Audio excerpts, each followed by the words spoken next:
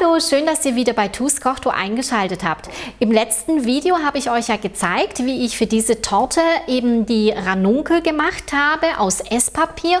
Und heute werde ich euch dann die komplette Torte zeigen, wie ich die befüllt habe, dann eingedeckt habe und dann noch die restlichen Dekorationen gemacht habe. In diesem Video werde ich euch aber nicht mehr zeigen, wie ich den Biskuitteig gemacht habe und die Ganache. Das habe ich schon in einem anderen Video gemacht, in einem anderen Geburtstagstortenvideo, und das verlinke ich euch oben nochmals in der Infocard und da könnt ihr es nochmal gerne anschauen. Dazu braucht ihr einen Topf, einen Tortenring mit einem Durchmesser von 24 cm, 500 Gramm Brombeeren, 100 ml Wasser und 50 Gramm Puderzucker und 2 Tüten Agatine. Die Brombeeren werde ich in meinen Topf geben, mit dem Wasser, mit dem Puderzucker.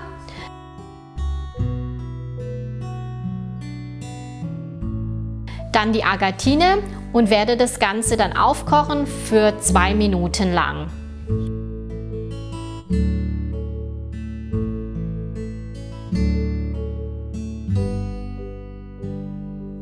Dann werde ich das Ganze pürieren, werde ich das handwarm abkühlen lassen und dann in meine Form, die ich schon vorbereitet habe, mit Frischhaltefolie, und werde das dann in meine Form dann gießen. Lasst das Ganze dann abkühlen in der Form. Nachdem das schon wirklich abgekühlt ist, nehme ich die Form dann raus und werde das mit der kompletten Frischhaltefolie dann bedecken und werde das Ganze in den Gefrierschrank legen, bis es komplett eingefroren ist. Die Masse ist jetzt so sehr weich und so lege ich das in den Gefrierschrank, damit es komplett eingefroren ist. Nun werde ich meinen Biskuitteig in 3 Teile aufteilen. Also zuerst den Schokoladenteig, dann den helleren Biskuitteig und dann wieder den Schokoladenteig. Also jeweils in 3 Etagen. Also wundert euch nicht beim letzten, da habe ich noch Schokotops dazu getan, damit es alles noch etwas interessanter schmeckt.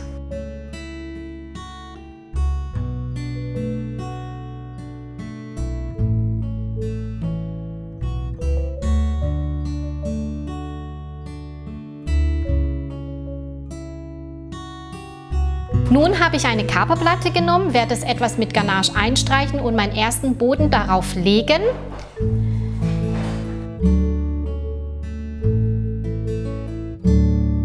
Die Ganache habe ich euch diesmal nicht mehr gezeigt, werde es euch aber nochmal verlinken oben in der Infocard. Da könnt ihr es nochmal genau anschauen. Dann gebe ich jetzt noch auf den ersten Boden etwas Ganache drauf, verteile das Ganze, streiche es schön glatt.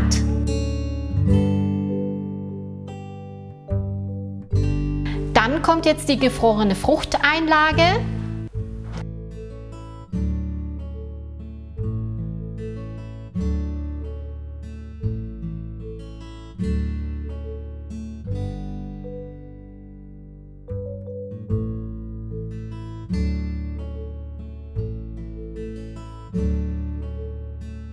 Dann den zweiten Boden. Dann gebe ich wieder eine Schicht Ganache drauf.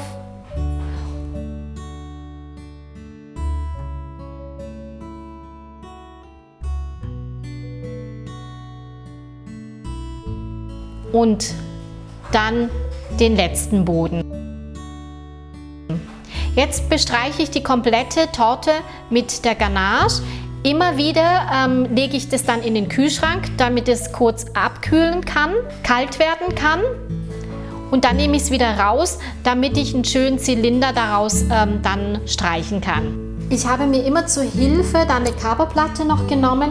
Mit Frischhaltefolie habe ich das Ganze eingewickelt, habe dann das auf meine Torte draufgelegt und damit ich eben einen gleichmäßigen Zylinder dann erhalte, dann habe ich das dann so mit Ganache dann auch eingestrichen, damit das Ganze auch schön zylinderförmig dann auch wird. Werde die Kaperplatte mit der Frischhaltefolie dann abziehen und das Ganze oben glatt nochmal bestreichen mit der Ganache.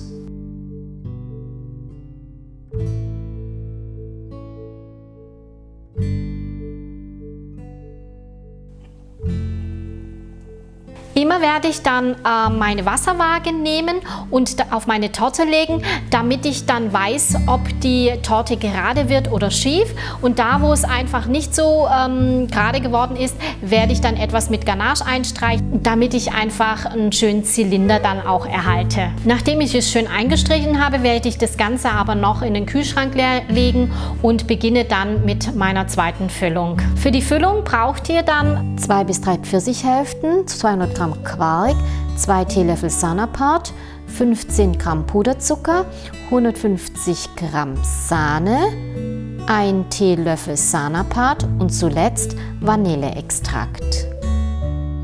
Zuerst werde ich die Sahne mit dem Sanapart steif schlagen, fülle das Ganze in eine Schüssel um und werde den Quark, Puderzucker, Sanapart und zuletzt den Vanilleextrakt in meine Küchenmaschine kurz verrühren.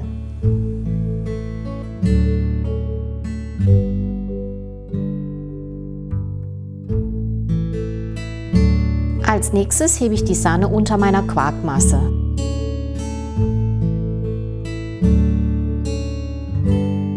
Die Pfirsichstücke werde ich in kleine Stücke jetzt schneiden und auch in eine Schüssel geben. Nachdem ich die Füllung gemacht habe, werde ich jetzt meine Torte befüllen. Als erstes habe ich mir eine Coverplatte genommen, habe das mit etwas Ganache eingestrichen und meinen ersten Boden darauf gelegt. Nun werde ich mir zur Hilfe einen Tortenring nehmen. Den Tortenring werde ich etwas anziehen, genauso so groß wie meine Torte eben ist. Damit einfach die Quarksahne-Masse nicht in Verbindung mit dem Fondant kommt, habe ich um den Rand herum dann etwas Ganache genommen. Da habe ich mir zur Hilfe einen Spritzbeutel genommen und werde mir den Rand damit dann spritzen mit der Ganache.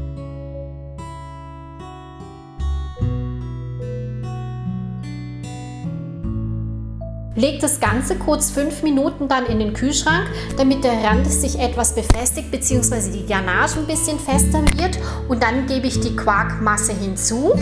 Nur die Hälfte der Quarkmasse hinzufügen, da ihr das ja noch für den zweiten Boden braucht. Und gebe meine Pfirsiche dann da darauf. Auch da nur die Hälfte davon nehmen. Gebe dann meinen zweiten Boden darauf, auf die Torte, und mache dann dasselbe. Das heißt, ich nehme dann den Spritzbeutel und werde wieder also den Rand mit Ganache dann bespritzen.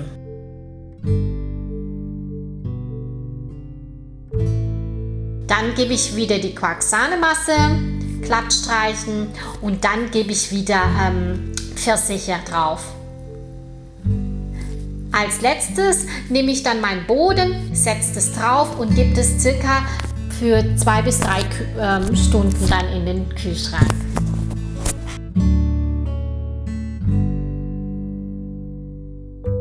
Die letzte kleine Torte, da habe ich nur etwas Ganache in die Zwischenräume dann gegeben und glatt gestrichen.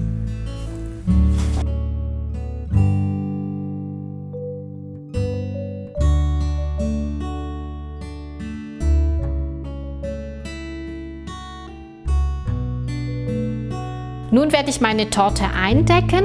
Ich habe von der Firma Bausch eben ein großes Testpaket bekommen mit den Fondants eben von Massa Ticino, und da musste ich mich nochmal recht herzlich bedanken bei der Firma, dass es mir einfach so ein großes Testpaket geschickt hat. So, jetzt nehme ich eben den Massa Ticino eben in weißer Farbe und in grüner Farbe. Habe jetzt mir von der grünen Farbe etwas genommen, weil ich ein leichtes Grün haben wollte, und das werde ich zusammen mit dem Weißen dann einkneten. Nachdem ich dann das Ganze gut eingeknetet habe und die gewünschte Farbe dann auch erhalten habe, werde ich meine Arbeitsplatte mit etwas Bäckerstärke dann bestreuen und dann mein Fondant ausrollen und werde dann die Torte damit eindecken.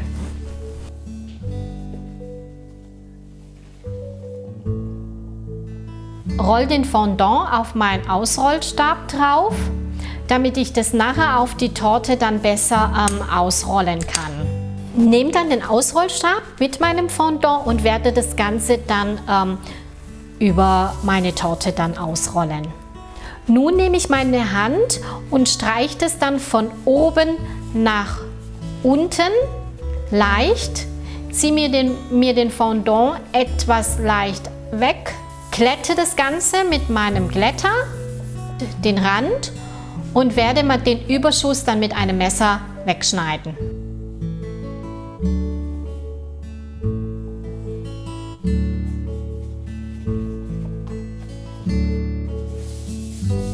So verfahre ich auch mit der zweiten Torte.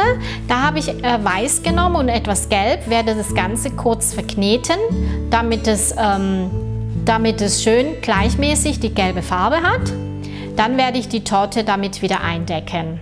Also wie gesagt, einrollen auf den Ausrollstab, dann über die Torte geben bzw. über die Torte ausrollen und dann das Ganze von oben nach unten mit der Hand dann streichen.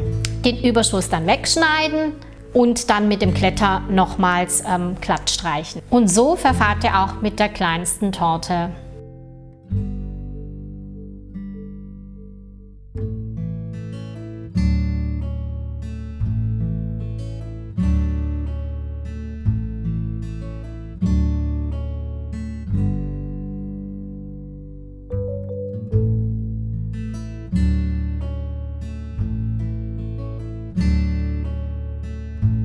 Nun habe ich noch einen Boden für die unterste Torte gemacht. Ich habe eine Kaperplatte geschnitten und dann darauf etwas Fondant ausgerollt und dann mit einem schönen Band dann herum angeklebt. Nun werde ich auf diese Kaperplatte meine erste Torte platzieren.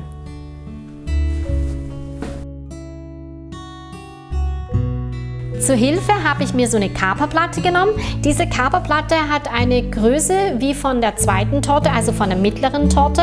Werde dann das auf meine erste Torte drauflegen und da nehme ich dann einen Zahnstocher und mache dann Markierungen, wo ich dann meine Holzstäbe hier dann einstechen kann. Diese Holzstäbchen dienen dazu da, damit ich die einstechen kann in meine Torte, damit die Torte einfach stabil wird und nicht eingedrückt wird. Die Stöckchen habe ich dann auch so hoch geschnitten, dass die genau wie von der ersten Torte so hoch ist, damit da nichts rausschaut. Und dann werde ich mir die dann einstechen und dann die zweite darauf dann legen. Nun werde ich die zweite Torte auf meine erste Torte legen. Das werde ich auch nicht direkt in der Mitte stellen, sondern werde das etwas weiter nach hinten setzen, damit ich einfach mehr Platz vorne habe für meine Dekoration. So, jetzt mache ich dasselbe, steche dann mir wieder diese Holzstäbchen hinein, damit es einfach einen besseren Halt hat für die Torte und lege dann als letztes die letzte Torte drauf. Nur noch einige Dekorationen für diese Torte. Ich habe mir so Schildchen aus Papier dann ausgeschnitten, werde mein Fondant dann dünn ausrollen und werde dann das Papier auf mein Fondant drauflegen und es mit einem Cutter dann ausschneiden.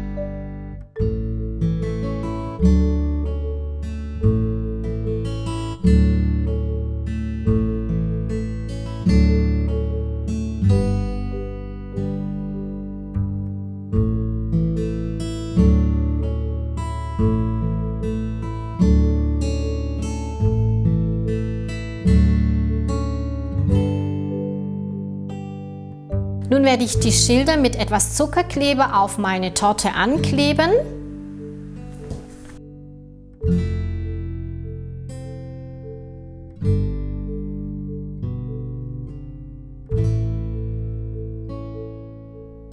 Nachdem ich die Schilder auf alle 3 Etagen angeklebt habe, nehme ich jetzt mein Clay, habe zur Hilfe dann einen Clay Extruder genommen und habe aus braunem Fondant dann die Umrandung von dieser Torte dann gemacht.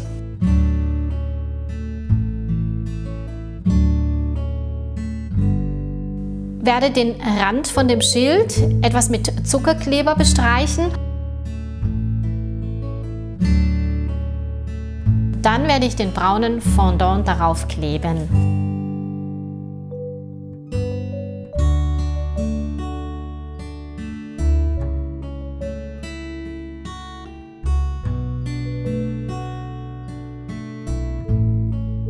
einige Tage zuvor habe ich mir auch die Buchstaben mit dem Extruder dann gemacht. Also habe mir dann praktisch die Buchstaben von dem Namen von meiner Freundin und von ihrem Mann und habe dann dieses Together dann und auch diese 80 dann geformt mit dem Clay Extruder. So, jetzt werde ich das Ganze dann aufkleben, nehme dann die Rückseite natürlich von den Buchstaben, werde dann mit Zuckerkleber das Ganze etwas bestreichen und werde das dann auf die Torte ankleben.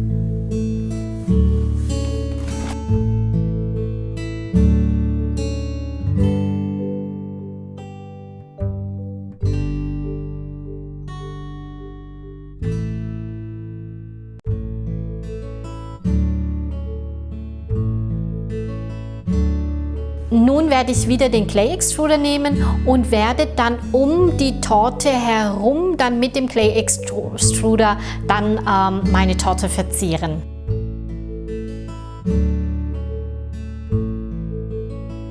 Die Steine habe ich zuvor auch schon gemacht mit Isomalt. Dafür benötigt ihr einen Topf, ein Stück Backpapier und Isomalt.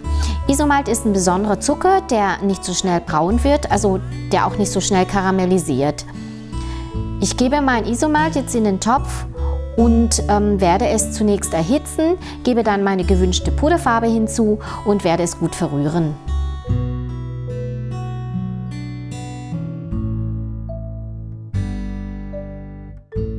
Nachdem der Zucker komplett aufgelöst ist, nehme ich mir einen kleinen Löffel und gieße mir kleine Tröpfchen auf das Backpapier drauf. Ich habe mir einige Tröpfchen in verschiedenen Farben gegossen und werde jetzt das auf meine Torte anbringen.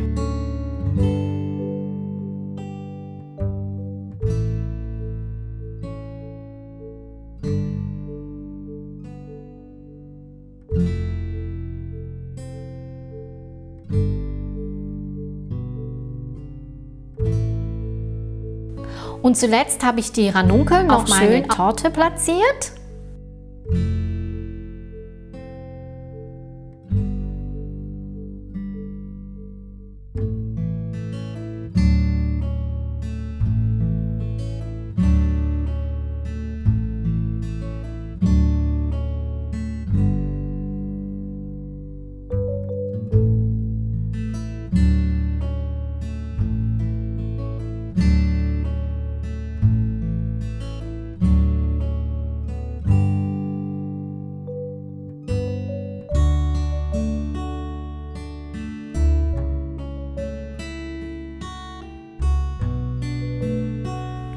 Und so habt ihr eine schöne fertige Torte. Ich hoffe, das Video hat euch gefallen. Daumen hoch, abonnieren nicht vergessen und das Rezept findet ihr unter www.tuskochtour.blogspot.de. Bis zum nächsten Mal. Tschüss!